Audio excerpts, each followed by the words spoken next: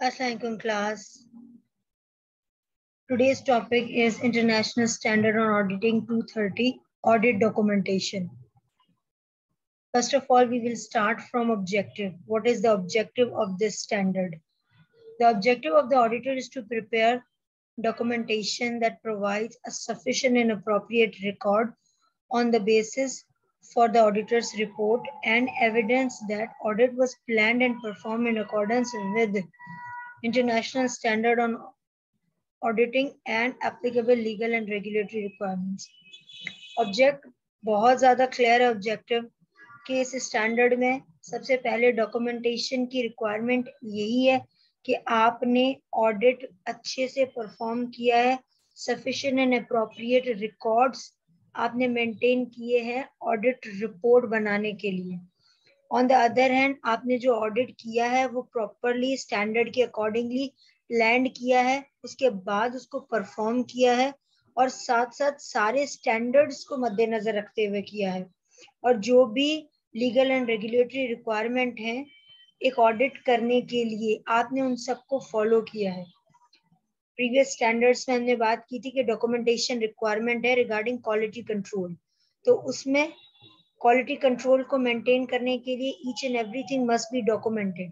यहाँ पे इंडिविजुअल अलग से स्टैंडर्ड है कि डॉक्यूमेंटेशन की इम्पोर्टेंस क्या है, आपको कब कैसे क्या डॉक्यूमेंट करना है और इसके अलावा डॉक्यूमेंटेशन की पर्टिकुलर डेट्स क्या है, कब आप डॉक्यूमेंट कर सकते हैं, कब आप नहीं कर सकते, किस लेवल की डॉक्यूमेंटेशन कर सकते हैं और डॉक्यूमेंटेशन करने के क्या बेनिफिट्स हैं, ये सारे हम इस स्टैंडर्ड में डिस्कस करेंगे.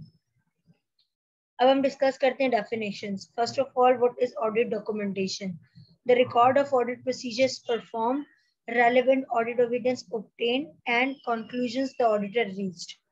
इसका मतलब ये ऑडिट डॉक्यूमेंटेशन का मतलब ये है कि उसने सारे प्रोसीजर्स जो गिवन सर्कमस्टेंसेस में है वो सारे उसने परफॉर्म किए हैं, ऑडिटर ने सारे ऑडिट एविडेंस ऑब्टेन किए हैं और जो जो कंक्लूड किए उस एविडेंस ऑब्टेन करने के बाद उन कंक्लूजन्स को भी उसने डॉक्यूमेंट किया है. क्लियर? फर्दर बात करते हैं कि ऑडिट डॉक्यूमेंटेशन की जो दूसरी वर्डिंग है वो वर्किंग पेपर्स भी है, वर्क पेपर भी है.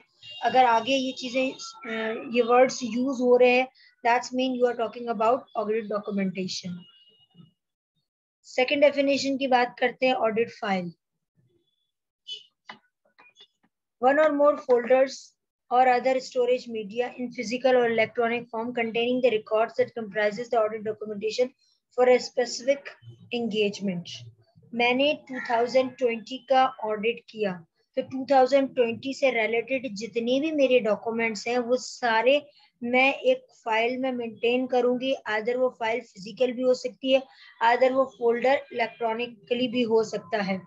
तो स्पेसिफिक एंगेजमेंट का स्पेसिफिक टाइम पीरियड की जो मैं सारी डॉक्यूमेंटेशन करूंगी, ईच एंड एवरी पेपर वो जिसमें मैं रखूंगी उसको कहते हैं ऑडिट फाइल.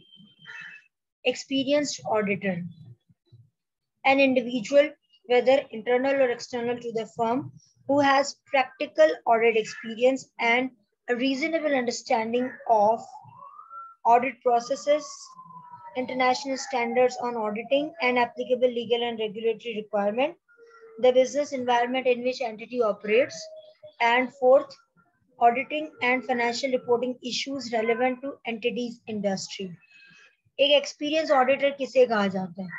वो जिसके पास सारा प्रैक्टिकल एक्सपीरियंस हो, जिसने प्रीवियसली 8-10 कंपनीज का ऑडिट किया हुआ हो, जिसको पता हो कि टेक्निकल इश्यूज कौन कौन से आते हैं, कौन कौन से डिफिकल्ट मैटर्स हैं जो वाइल परफॉर्मिंग द ऑडिट आपको सामने फेस करने पड़ते हैं और उनको टेक्निकली हैंडल कैसे करना है और उसके बाद उनकी रिपोर्टिंग कैसे करनी है, उनकी डॉक्यूमेंटेशन कैसे करनी है. ये एक एक्सपीरियंस ऑडिटर की बात कर रहे हैं. इसके अलावा उसको सारी अंडरस्टैंडिंग होनी चाहिए, ये तो मैंने बात की मार्केट एक्सपोजर की. उसके बाद उसको सारे ऑडिट प्रोसीजर्स की अंडरस्टैंडिंग होनी चाहिए, सारे इंटरनेशनल स्टैंडर्ड्स की जो रेगुलेटरी रिक्वायरमेंट्स हैं उन सारी सबकी अंडरस्टैंडिंग होनी चाहिए. और इसके अलावा जिस एंटिटी का वो ऑडिट कर रहा है वो एंटिटी जिस एनवायरनमेंट में रन कर रही है, दैट्स मीन अगर कोई एंटिटी जुरिसडिक्शन वाइज कराची में रन कर रही है तो वो फिर कराची के सारे उसको बिजनेस एनवायरनमेंट का पता हो, कस्टमर्स का पता हो, उसके रिलेटेड बिजनेसेस का पता हो, उसके अलावा उसी सेक्टर के अंदर जो अदर कंपनीज है उसके बारे में उसको पता हो। क्लियर? और इसके अलावा अगर वो जुरिसडिक्शन वाइज कहीं और है, फॉर एग्जांपल इंटीरियर की तरफ है, लाइक सक्खर की तरफ, तो वो उसको उसके रूल्स एंड रेगुलेशंस पता हो। और अगर वो इस्लामाबाद लाहौर की तरफ है तो वहाँ के रूल्स एंड रेगुलेशंस उस पर्टिकुलर एक्सपीरियंस ऑडिटर को पता होने चाहिए। क्लियर? फोर्थ पॉइंट डिस्कस करते हैं, auditing and financial reporting issues relevant to the entity's industry. अगर उसको ये सारी इंफॉर्मेशन होगी तो उसको ये भी पता होगा कि वो जो पर्टिकुलर एंटिटी जिसका वो ऑडिट कर रहा है उसका इन्वायरमेंट क्या है, उसको कौन कौन से ऑडिटिंग इश्यूज प्रीवियसली आ चुके हैं, और उसको कौन कौन से फाइनेंशियल इश्यूज आ चुके हैं जिसमें हम रिपोर्ट कैसे करते हैं, वो पिछले ऑडिटर के साथ कोऑर्डिनेट करता है। उसको समझ आना चाहिए कि अगर कोई ऐसा इशू आता है जो उसको नहीं पता, फर्स्ट टाइम आता है, तो उसको डील कैसे करना है, उसको अपने ऑडिट फर्म्स के साथ डिस्कस कैसे करना है, और उसके अलावा पिछले ऑडिट्स जिन्होंने परफॉर्म किया उनके साथ कोऑर्डिनेट कैसे करना है। This is all about experience auditor. Audit documentation की मैंने अभी बात की रिगार्डिंग कि आपने जो जो सारे ऑडिट प्रोसीजर परफॉर्म किए हैं, जो जो ऑडिट एविडेंस लिए हैं, और जो जो कंक्लूजन्स आपने फॉर्म किए हैं वो आप प्रॉपर डॉक्यूमेंट करते हो, दैट्स मीन ऑडिट डॉक्यूमेंटेशन। इससे रिलेटेड मैं आपको एक एग्जांपल देना चाहूंगी कि जब आप किसी का इंटरव्यू लेते हैं, अब ऑडिट डॉक्यूमेंटेशन के पर्सपेक्टिव से इसको समझिएगा। आप किसी का इंटरव्यू लेते हैं तो सबसे पहले आप ये देखते हैं कि किस जॉब के लिए उसने अप्लाई किया है और उस जॉब से रिलेटेड उसके पास कितना एक्सपीरियंस है, उसके पास कितनी क्वालिफिकेशंस है, क्या वो क्राइटेरिया को मीट करता है।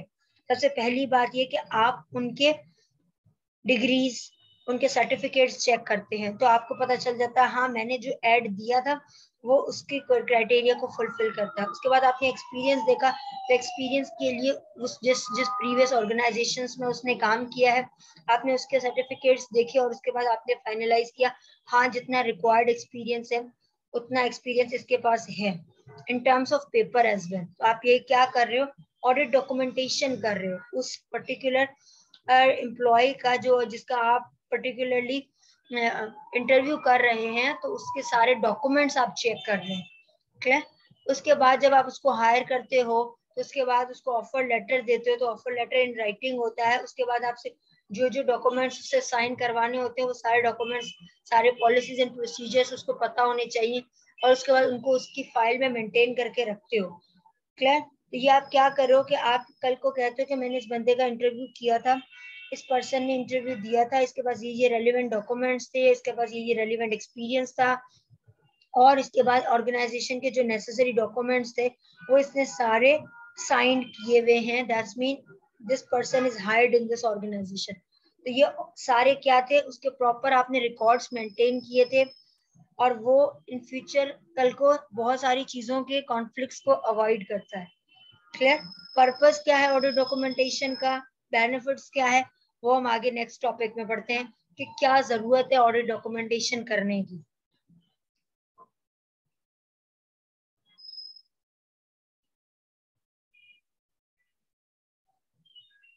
Audit documentation serves a number of additional purposes including the following। बहुत सारे पर्पस अभी हमने पिछले भी डिस्कस किए होंगे, वर्बली मैंने डिस्कस किए हैं, ये कुछ एडिशनल पर्पसेस इन राइटिंग भी मैंने लिखे हैं ताकि बच्चों को समझ आ सके। Assist the engagement team to plan and perform the audit। Documentation मतलब क्या होता है कि आपको आपकी टीम को आपको सपोर्ट हो, आपकी हेल्प हो कि आपको ऑडिट प्लान कैसे करना है और उसको परफॉर्म कैसे करना है। Clear? Assess the members of engagement team responsible for supervision to direct and supervise the audit work and to discharge their review responsibilities। अगर डॉक्यूमेंटेशन बने हुए होंगे तो आपको पता होगा कि ये पर्टिकुलर प्रोसीजर किसने परफॉर्म किया है और उसके ऊपर किसने सुपरवाइज किया है और उसके बाद इसको किसने रिव्यू किया है। तो आपके पास प्रॉपर चेक एंड बैलेंस है कि आपने कौन सा काम किसको असाइन किया था और किसने कंप्लीट किया है। और इसके अलावा कोई भी अगर लूप होल्स आते हैं, कोई भी इश्यूज आते हैं तो आप फौरन एड्रेस कर देते हो कि किसकी वजह से ये गलती हुई है, तो आप फौरन से उसी पॉइंट पे ही उसको रेक्टिफाई कर सके।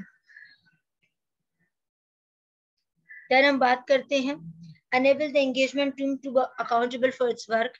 Engagement team accountable हो जाती है books of accounts maintain करने से, documentation करने से कि किसने कितना काम कर लिया है और कितना काम बाकी है, कितने टाइम पीरियड में किया है, तो accountability maintain हो रही होती है.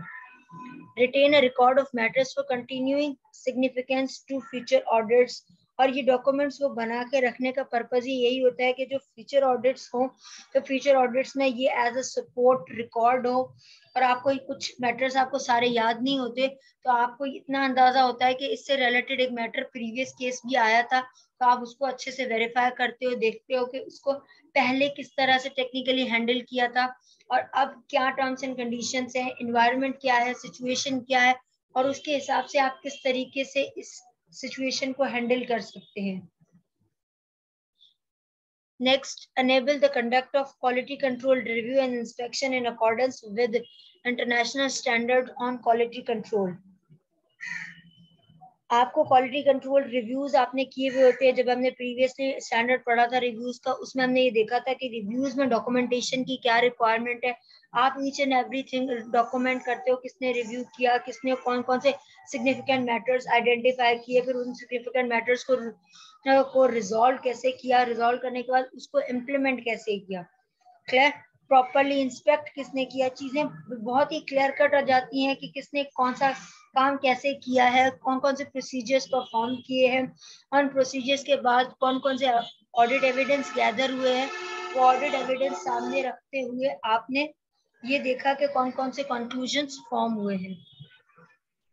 फर्दर हम बात करते हैं enable the conduct of external inspection in accordance with applicable legal, regulatory और अदर रिक्वायरमेंट्स. इसके अलावा ये देखते हैं जो जो एक्सटर्नल इंस्पेक्शन करता है तो कौन किस किसने एक्सटर्नल इंस्पेक्शन किया है, अब वो अकॉर्डिंग टू लीगली है, रेगुलेटरी रिक्वायरमेंट सारे फुलफिल कर रहा है.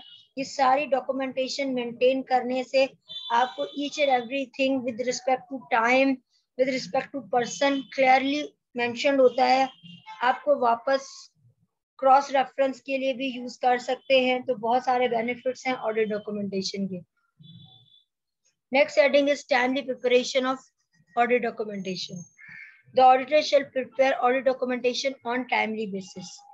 हर एक काम जो आज उसने सुबह किया वो सुबह डॉक्यूमेंट करेगा, जो उसने शाम में किया शाम को, जो उसने आज काम किया वो आज डॉक्यूमेंट करेगा, जो उसने कल काम किया उसको प्रॉपर्ली कल डॉक्यूमेंट करेगा. क्लियर. स्टूडेंट्स आपके पास फाइनल ट्रांसक्रिप्ट भी होती है, डिग्री भी होती है. इसके अलावा आपके पास सेमेस्टर की ट्रांसक्रिप्ट भी होती है. क्यों? क्योंकि आप each and every semester complete करने के बाद जब रिजल्ट अनाउंस होता है तो आपके पास ट्रांसक्रिप्ट होती है. उससे आप ये श्योर करते हो कि मैंने ये सेमेस्टर क्लियर कर दिया है और मेरे ये ग्रेड्स आ गए. नेक्स्ट सेमेस्टर में आप देखते हो आपने ये सारे कोर्सेज पढ़े थे और आपके ये ग्रेड्स आ चुके हैं. तो आपके पास एक टाइमली बेसिस पे रिकॉर्ड मेंटेन हो रहा होता है कि जो मुझे फाइनल ट्रांसक्रिप्ट मिलेगी वो उसमें यही सारी चीजें मेंशन होंगी. क्लियर.